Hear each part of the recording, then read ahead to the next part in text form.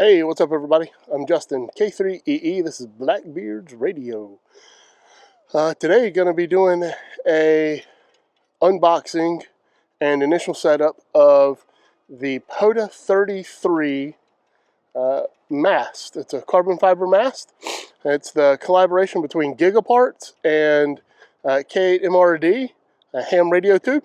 Well, they came out with a new one that was just released a handful of days before I received it. So this one is the POTA 33 Heavy. It is supposed to be a heavy-duty antenna, a little bit thicker and a little bit more sturdy for those people trying to run long wires, or maybe a delta loop or something else. So stick with me and we'll do the unboxing and then an initial setup. Again, don't forget to like and subscribe. It only helps me. You don't have to have notifications on. If you like this content, click the bell. Who am I? But second thing, don't forget, you have until February 15th to unprivatize your subscriptions. That way I can see if you were one of the first 1,000 subscribers, and therefore you would be eligible for the free antenna. You wouldn't believe how many people still have not done that. Right now I can only see 349 of my, I don't know, almost 1,100 subscribers. I really want all 1,000 of y'all to be eligible to win.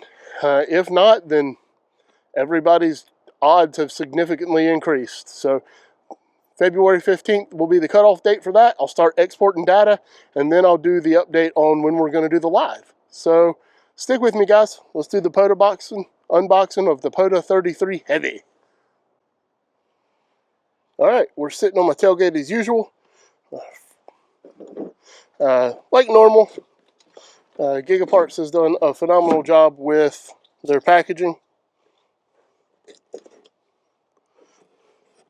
I've said this before, I have no necessarily brand loyalty between any of the ham radio distributors, albeit Gigaparts, HRO, DX Engineering, MCT, none of them.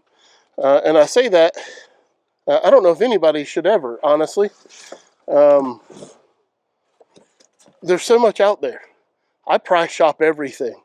Gigaparts is the only company that has this. Other people have other masts. I'm going to do a comparison when I get this out and get everything looked at. I also have a cable in here for a Elecraft K3 headset adapter. So if that comes pouring out first, I'm sorry.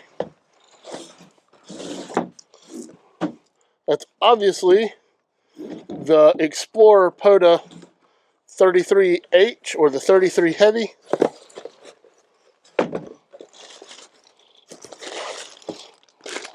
And there's my cable. That does not apply to this Widgeo. As Uncle Roger would say, and if anybody likes funny comedy and hadn't seen Uncle Roger, I highly recommend it. Alright, specifications real quick. See if I can get that in without the shadow. I'm sorry about that, guys. It extends to 33 feet, collapses to 27 inches, twist locking segments for easy deployment. Its total diameter is 1.75 inches at the bottom and barely over ½ an inch at the top, and it weighs just over 2 pounds. So let's see what the main differences are. I can tell you just from the pictures on the website, the feet, or the base cap, is different, and that's just because I looked at the pictures on the website. I'm excited for this. For some of y'all that hadn't seen some of my other videos, I have a spiderbeam 10-meter mast, and I am extremely hopeful that this has more rigidity than that thing. The spiderbeam mast that I have is fiberglass. So when I extend it and put a wire on it, it flops over. I'll try and post a picture of it right about here. I don't know where it will be at on the screen, but and then I'll post a link to the video. But the daggone thing flops over and you get about 20 feet of elevation out of it. So more packaging. I can tell you this, they wanted this thing to be safe. So this is a little, it's got a zipper on it, not a zipper, like a bag seal.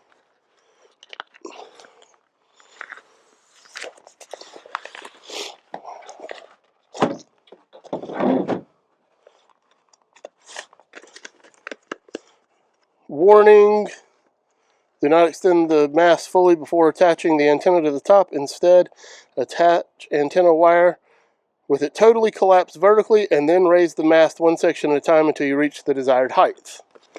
That's your first box. And then thanks for buying it. What sets it apart is the diameter of the top two sections. Oh wow, so this is interesting. The diameter of the Explorer Heavy's top two sections are 0.56 of an inch and then 875. So that's just over half an inch and then 3/4 of an inch. That's the top two sections. The competitor's top two sections are 0.078 and 0.133. So this thing is like 3 times the thickness at the top. So that should make it a lot more rigid. The mast itself, good labeling, let you know what's up. Top, small cap. Bottom, much wider base cap.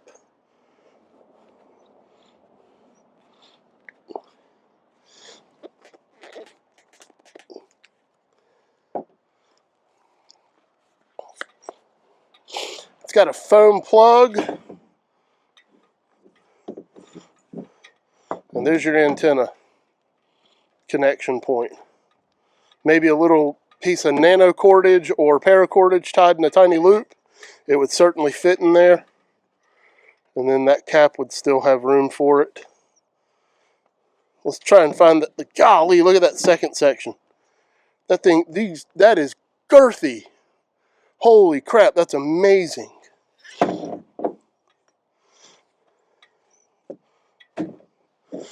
The cap is a ridiculously tight fit. That's wonderful. This foot is rubberized. That way it'll help it stay a little better. I don't know if this, oh, it twists. So you can take it out from the bottom if you need to, if you ever need to take it apart and clean it. Like me, living in salty climate, one of my favorite parks is down on the beach. And if I set this up down on the beach, then, you know, what I do now with my masts is I take them apart, and I actually, when I get back home, what y'all don't see in the cleanup of the videos, once I get back home, I actually break them down, pull them inside out, and I wipe every section down, let it dry, and then I reassemble it. And that way it'll continue to work. So it says this is a twist lock.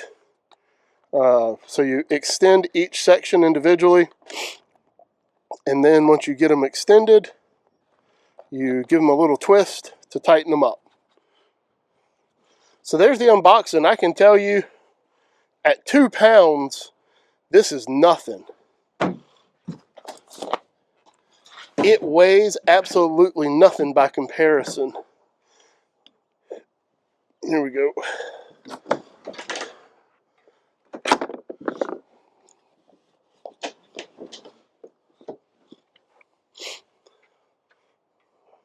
You can see my junky drawer here.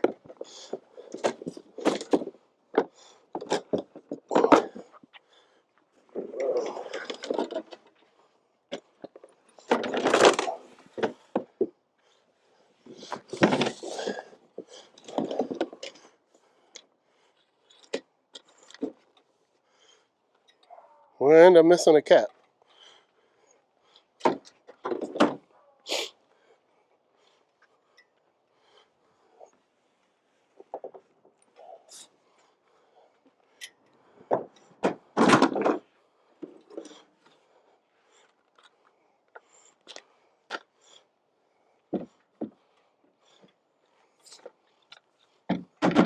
I'll tell you one thing, if this mast even performs, it's a 12, the spiderbeam's a 12-meter mast. But either way,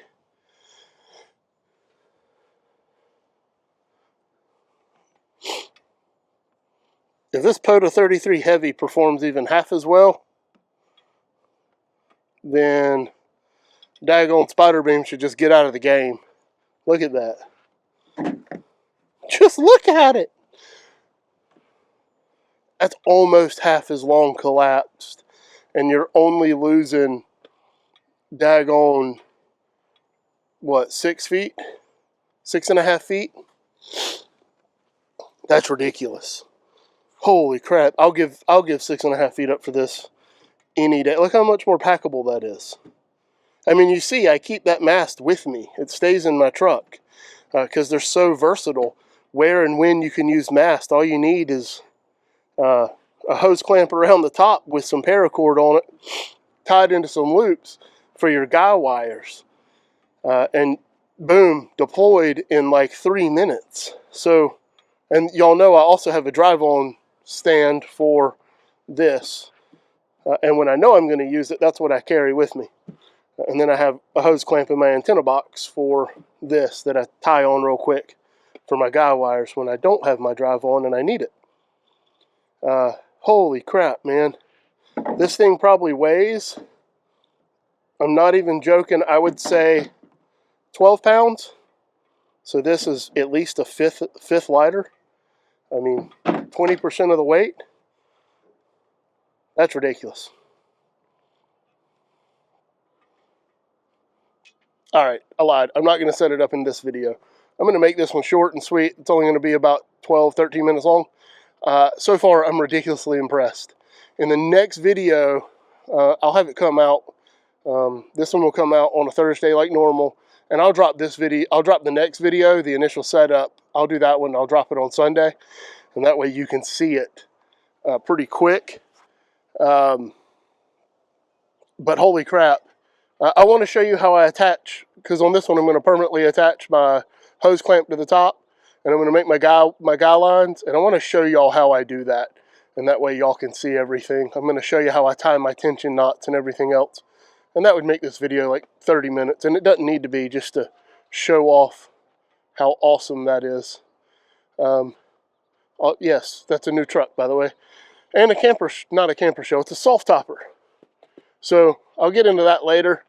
I have a couple videos that I've filmed that I hadn't edited yet, and I honestly don't know if they belong on the channel, but they're things I've done to the truck already, and I don't know if y'all care about them or don't care about them. Once I install, I have zero radios installed. Once I go to radios install, and it's actually back to radio content involved in the truck, I completely plan on filming it all and posting it. But I put the soft topper on it. I put the deck drawer system in it.